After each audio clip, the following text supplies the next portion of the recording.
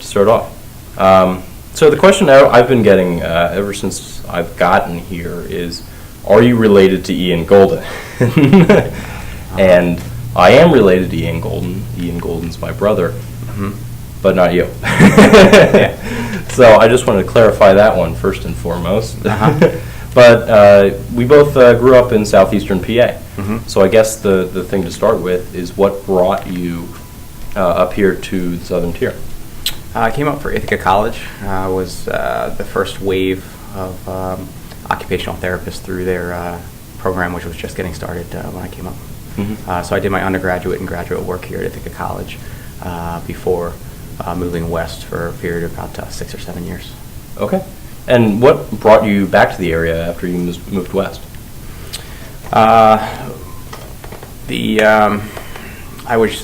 I'd started, or my first career was as an occupational therapist. I worked predominantly with children with autistic spectrum disorder in Hawaii, in a special ed school out there. And then I was an inpatient rehabilitation therapist in Central Oregon, where I was for 4 or 5 years. At that point, I decided to change tracks and really do something that I felt like I would be more passionate about, and which would really, I think, engage me in more of a community, and that was to open up a running store. We chose Ithaca. My girlfriend at the time, who's now my wife, and I moved back just because we really liked Ithaca and the Finger Lakes region, and to be a little bit closer to family. And so you started a family here. You tell us a little bit about that. So my wife also did her undergraduate work at Ithaca College. She did her grad work out in Arizona, but she's a speech and language pathologist. She works predominantly early intervention, self-employed, and contracts out to the state, and does some supervision up at Ithaca College as well. And we have 2 daughters, ages 6 and 8, which are both up at South Hill Elementary.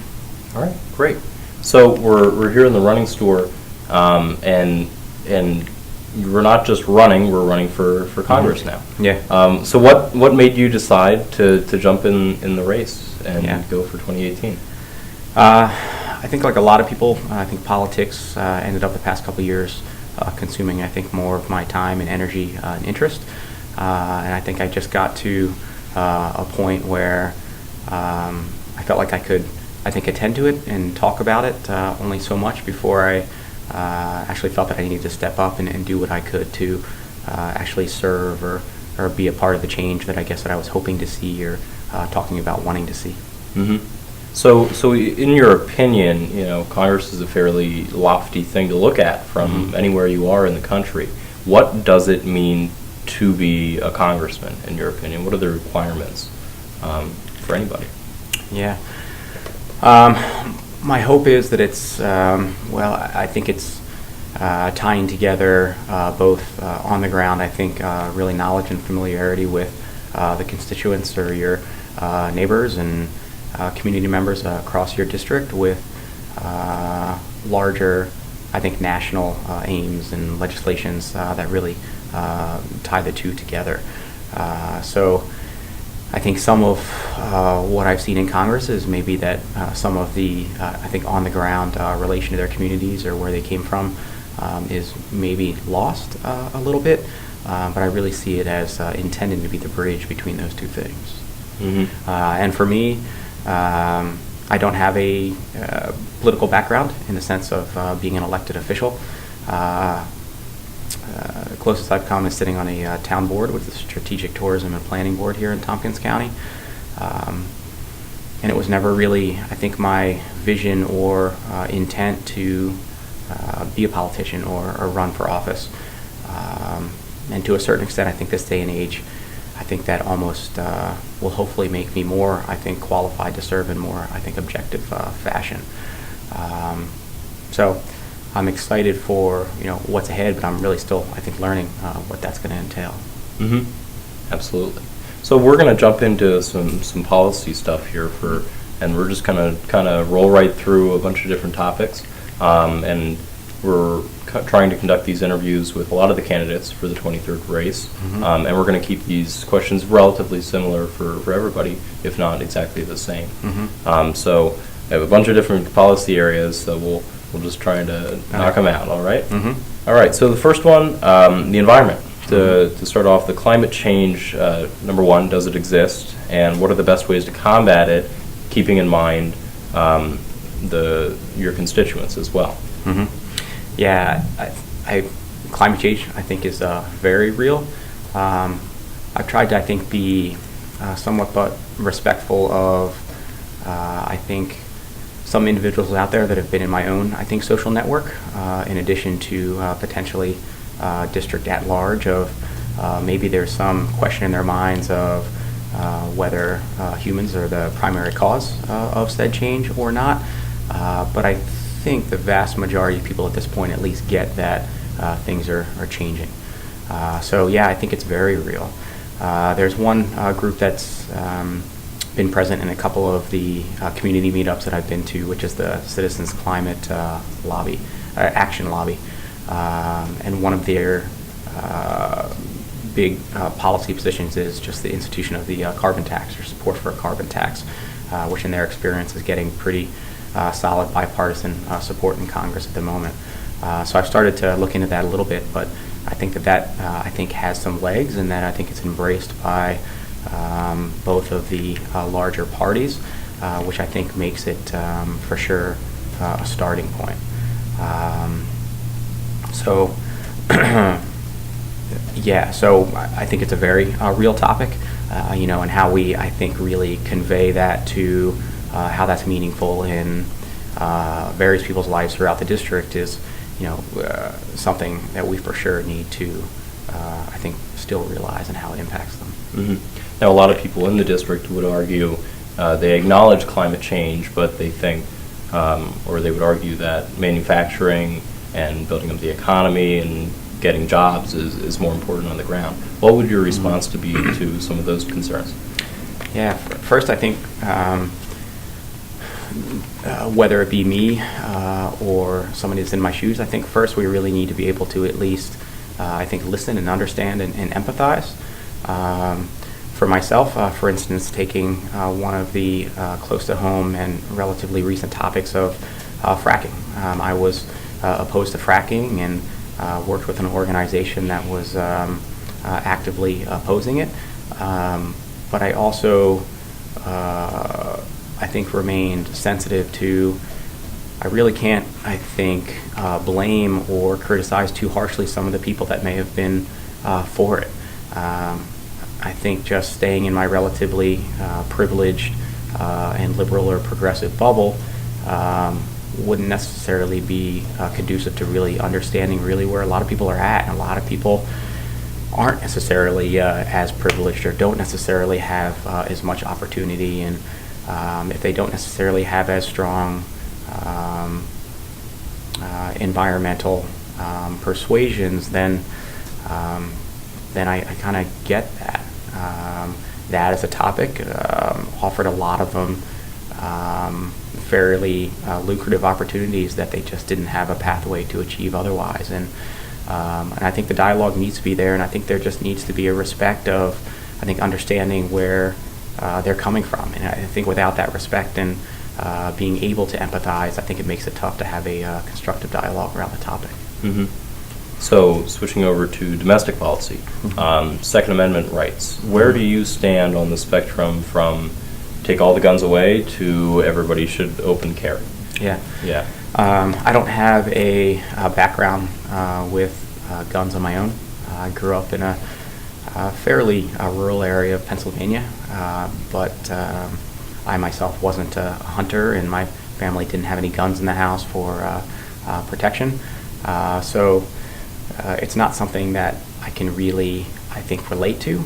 But what I can is I'm supportive of the Second Amendment, but I think that from there, again, I think until we're able to really, I think, have a, I think, real dialogue and relationship with some that may have differing views of then what that looks like, then it's tough to, I think, really get anywhere with the topic. So, and I had a good few communications back and forth with a gentleman who's, I think, working on really that topic of communicating and understanding different vantage points and learning to meet in the middle. And so where I'd end up following that on that would be to advocate for sensible gun ownership is where I'd come down.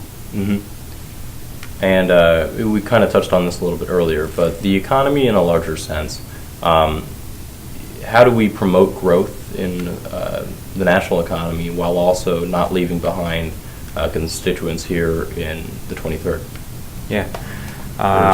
Some basic ideas you have there. Yeah. And I think here, being the founder and manager of 4 small businesses in New York, I think that I can relate to the economy on the ground, and these are truly small businesses. So I'm not saturated in really large, I think, revenue or profit streams. So I think smaller community climate of business is really felt for me, and so I've been open since my first business 11 years now, and a lot of that's been really month to month, I think, living and trying to figure out really how we're keeping the lights on. And so I think that allows me the ability to, I think, relate to, I think, what line items really make a difference for me, and what federal and state revenue streams have really made a difference to getting me open, and I think keeping me open. So for instance, some of the economic funds that I've seen really effective in flowing down to communities have been block grants and loan development funds, and both of those line items have been on the chopping block for the 2018 budget, and I've seen them make really big differences across our district. The block grants have really allowed a lot of small communities to revitalize. Jamestown, as an example, out in Chautauqua County, in the past couple of years, has secured pretty large block grant funding to renovate their downtown, bring in new businesses, such as a comedy entity that's out there that they're hoping to make an international draw. And then for me, 2 of the 4 businesses that I've opened have used loan development corporation funding. So, without that money line item, federal to state, the businesses don't get off the ground, and we don't grow in that sense. And so, I don't think it needs to be all necessarily large-scale growth to really make a difference, as, again, most of our employers are like me, small businesses. So I think I have been privy to, I think, figuring out and making a go at, I think, where that balance lies. Mm-hmm. I don't know whether I just tangented it off your question. No, it is very poignant. Okay. Small businesses are a big aspect here in the 23rd. Mm-hmm.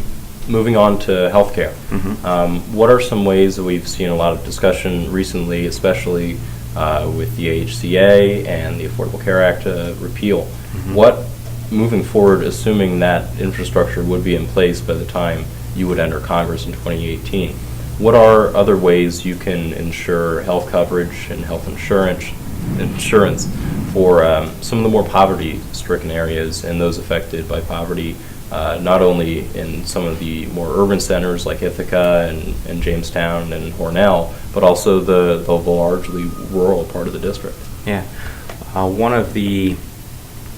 I've been really on the ground quite a bit out in the district so far. I've actually tried to place more of my attention in getting out of Tompkins County and out of Ithaca than I have so far in Ithaca proper.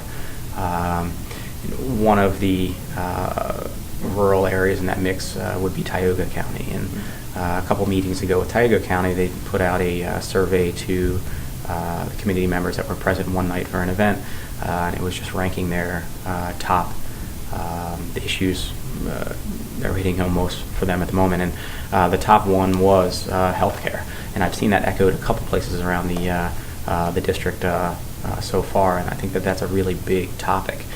I've also seen it come up on the national scale of interview with Warren Buffett and his vice president or operating officer, who's a longtime Republican and fairly conservative figure, weighing in on healthcare and jiving it with the national, I think, rising consensus for consideration of single-payer Medicare for all. Me personally, I'm a proponent of single-payer systems. I went out to lobby days in Albany a couple months ago with a good group to lobby for just that. But I am also trying to be increasingly aware of really what that would look like on the ground. And then jiving those two. So one of the studies that's been done to, I think, really frame single payer and its financial mechanisms was really showing significant benefit to small businesses and individuals alike. And in the interview with Warren Buffett and his VP, his Republican counterpart, who's a proponent of single payer systems, and Warren Buffett were both echoing that tax reform is almost a distraction at this point, that healthcare for business is a much larger issue in terms of keeping businesses down across the country. And for me personally, I can see that, where I've tried to provide, I've been in business long enough and in New York long enough, and where I've seen healthcare pre-Obamacare and now still under Affordable Healthcare Act. I've seen my premiums go up 10 to 15% every year. I happen to source health insurance. I shouldn't have. This.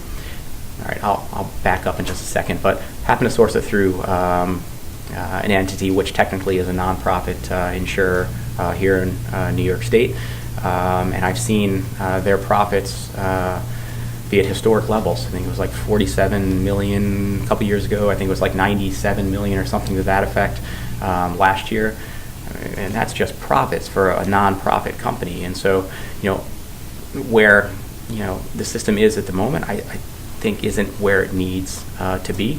I think there's still a lot of inefficiency out there, and I think that really we can cut out the middle person there. And where I've seen it on the ground is I've seen those premiums, and when I try to cover health insurance for employees, it's tough.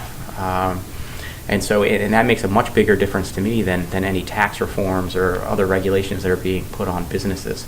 And when I look at the projections of what a single payer system might filter down through on the ground, that's, for me, the difference between being profitable or not, or for some small businesses, including my own, keeping the lights on or not. Yeah. And so I think this is a really huge topic, not just on the healthcare piece of it in terms of direct medical care, but also on the economic side of it and what it really represents. And then it, I think, gets into a whole nother issue where I said I was going to back up was, I happen to get my insurance through one entity in upstate New York, but I don't really have any other options. And so I think it speaks to, where certain policies that our legislators have really put in place, our business climate has put in place, that's, where they speak to it, maybe increasing options and increasing benefits, when really our options are shrinking, and we're becoming a little bit less free in choice or options. So, yeah, I think healthcare is a big topic, and that's where I've stood on it. Mm-hmm. Immigration. Mm-hmm. A large part of the district is agricultural. You have the dairy industry, the vineyards, the apple orchards, and a lot of the labor on those farms is migrant labor. Mm-hmm. Almost, there's a Texas A&M study that estimated almost 50% of workers in the dairy industry were migrant workers. Mm-hmm. Immigration has been a huge topic ever since leading up to the 2016 election. Looking at H-2A reforms, H-2B, and H-1B, what are some ways that you think would be a way to improve that situation here in New York for a lot of those farmers that rely on that workforce? Yeah, I think that there are a lot of, good suggestions that are on the ground coming from those entities. Our district is very heavily impacted by immigration, whether it be from the university's enrollment and the, quality and expertise of I think some of the students that are coming in from foreign locations.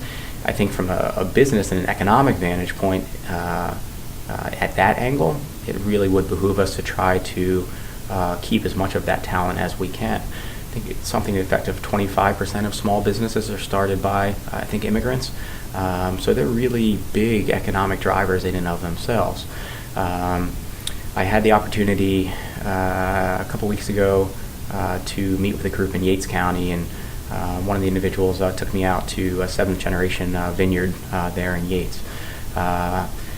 And that was one of their biggest, I think, concerns. And similar to, for instance, healthcare for me, on their end, the having access to enough seasonal and guest workers is the difference between them staying open and not. And they're just one vineyard amongst a entire network of vineyards that's a big source of economic revenue, as well as including tourism revenue for our district.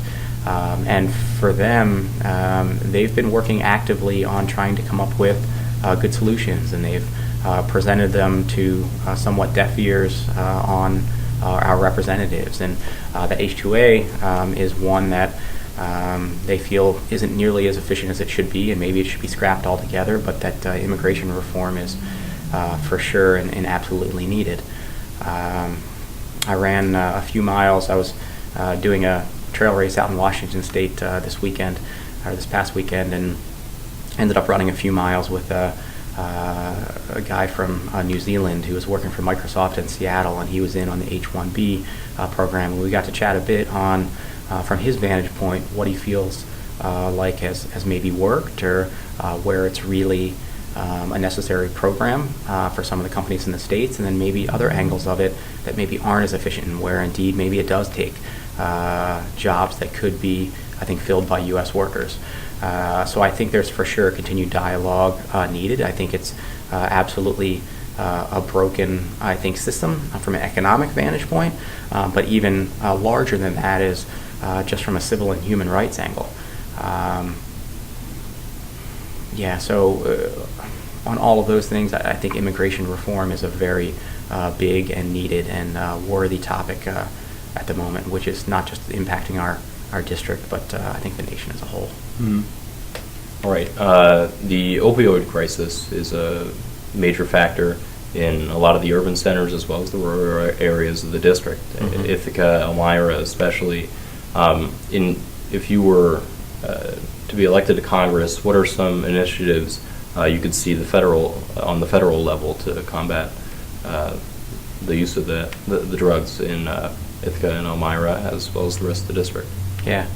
And so I think I need to have a continual and more in-depth look at really what we feel like some of the antecedents are. Is it coming from areas that happen to be higher in poverty, and that's just somewhat of an escape mechanism?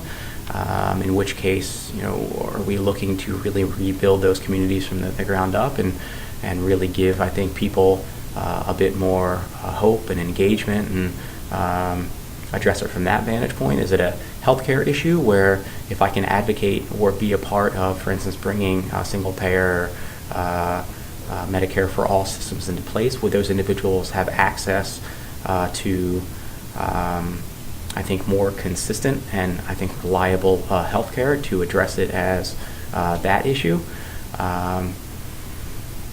I think it's multifactorial, and it for sure impacts us in many ways. I think law enforcement is, they had a big and effective, fairly statewide crackdown recently, so I think they're for sure doing their part. But I think that we as community members and legislators need to do our part to address the antecedents and not just make it a law enforcement issue, because at that point we're putting Band-Aids on a much larger underlying wound. So I'll continue to do my work, I think, on learning more. I know it's a big issue, but I'll get there. So a lot of civilian groups like Indivisible, NYPAN, Rise Up came out of after the 2016 election. what are some ways you, well, a lot of their claims are to get the money out of politics and to make some voting reforms. How do you feel about the American electoral system, and what is probably the number one issue to you that you would be willing to look at reforming while in Congress? Yeah, I think that money in politics is going to be, I think, one of my top issues, if not the top issue. I feel like having the big money and the influence in politics corrupts the entire system, and I feel like it makes having a constructive dialogue or achieving solutions across the board very difficult when I think special interests are just controlling, I think, both sides of the equation. So for me, and the intent for my election is to do it without big money sources. I'm not going to take money from corporations, won't take any money from super PACs. My intention was to not necessarily take it from PACs too, but I think I need to be open to, I think, what that looks like. But I think if I'm going to be an avenue for being, I think, the change or supporting the change, then I don't feel that I can do that by accepting big money, even if it's from causes that liberals or Democrats or progressives may think are okay causes. I think it is not really addressing the underlying issue. And then in terms of reforms, yeah, I'd be in favor of public financing. I'm in favor of ranked choice voting, bringing more voters to the table outright and making it easier for them. You know, do we make the voting national holiday? I think all things that I'm very much, I think, in favor of, and which are very much needed. So I really am thankful for the work that all of those organizations and entities are doing, because I think that it's very much needed, and I think that there's a strong wave coming, which I'm just one person in a sea of change that's on its way, and I think a lot of people are thinking similar. I think, Congress as a body, it continually has maybe 20% approval ratings. It's a bipartisan, I think, consensus that the way it is now, it's a fairly dysfunctional and corrupt body. And so it's my hope to be a part of the change to make that less corrupt and a little bit more functional. There's definitely a lot of policy topics that I wanted to get into, but we're running a little bit late on time. Of course, civil rights, LGBTQ, foreign policy. There's a lot of things we didn't touch on. So hopefully we get another chance I'd love to down the road. Yeah. But I did want to ask you a few questions in particular, and one that you just spoke on a little bit was financing your campaign. That's something you've talked about before, is not using large donors and money from super PACs and corporations, et cetera. And you touched on this. Do you think this puts you at a disadvantage? And how likely do you think it is that you'll be able to overcome this, looking at your likely opponent and your past challengers to the congressman? Yeah, I think it does create additional challenges for me, absolutely, both in the primary and the general cycle. I think there are other primary candidates that are intending to come in with fairly large sums of money from, I would guess, corporate or larger PAC entities. And it's my hope that even if I am not the one that makes it through the primary, that I'm going to run a strong enough grassroots campaign that I'll for sure, I think, force the dialogue in that topic for the people that I'm running against. I think if they're going to defeat me in the primary, good on them, and I will back them if they're really presenting really, I think, progressive solutions, and bring all that I can into their campaigns for the general. But I think that they're going to have to work pretty hard to do it. So far, and it's still obviously way early, I think that I've been on the ground more than any of the candidates. So, how much I think momentum and grassroots I think support I can put together is still to be seen. I'm in contact with the national bodies as well, such as the brand new Congress and Our Revolution, and supporting their works. And if I end up being a candidate that I think fits their what they're, I think, trying to put together, then I think that will achieve a bit more grassroots focus and support. But I feel like if I just acquiesce to, I think, just creating a campaign that's going tit for tat on raising $3 million, $4 million, $5 million, then as, I think, progressive as I feel that maybe I am, to a certain extent I feel like it's all for naught, because I'm sacrificing, again, standing for one of the largest issues and dysfunctions that's in politics at the moment. One of the large things that people may ask is that you're a political outsider. You're not.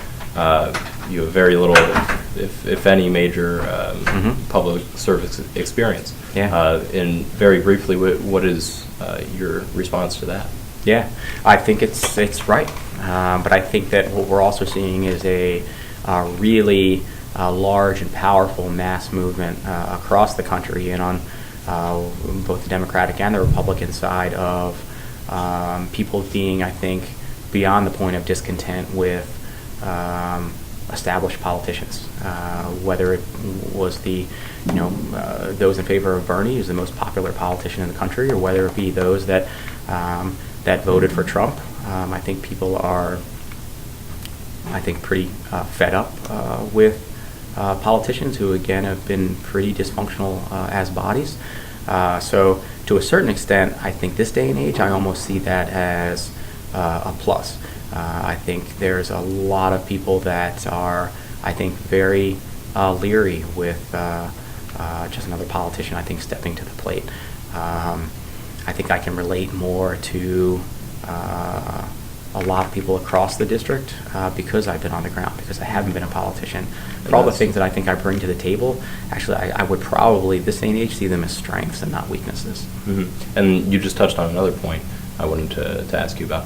Now, Ithaca, when Ithaca runs a candidate, specifically in past races, one of the labels was the extreme Ithaca liberal. Yeah. How do you break from that shell and cater to the rest of the district? I think by being on the ground and really being known in those districts. There's no doubt that already the Reid campaign is already, working on their brushstrokes on, I think, how to paint challengers, and yeah, that would for sure be, I think, a strike against me and something or a challenge, I think, to work against.